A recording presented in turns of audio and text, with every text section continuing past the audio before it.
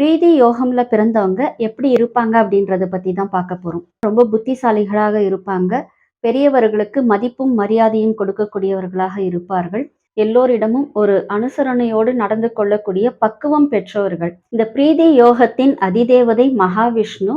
அப்ப இவர்கள் மகாவிஷ்ணுவை தினந்தோறும் வழிபட்டு வந்தாங்க அப்படின்னாலே வாழ்க்கையில எல்லா விதமான ஏற்றங்களும் இவர்களுக்கு கிடைக்கும். பொதுவா யாரா இருந்தாலுமே ஓம் நமோ நாராயணா அப்படின்ற திருமந்திரத்தை சொல்லும் பொழுது அவர்களுக்கு பாத்தீங்க அப்படின்னா வாழ்க்கையில எல்லா விதமான நல்ல விஷயங்களும் நடக்கும். ஆயில்ய நட்சத்திரம் வரக்கூடிய அன்று அவர்களுக்கு வாழ்க்கை ஒரு நல்ல மாற்றத்தை ஏற்படுத்தும். செவ்வாய், சனீஸ்வரன், சுக்கிரன் தசா புத்தி அந்தரம் நடக்கக்கூடியவர்கள் பிரீதி யோகம் அன்னைக்கு எதுவுமே செய்யக்கூடாதுன்றதுக்காக தான் நம்ம இதை சொல்றோம்.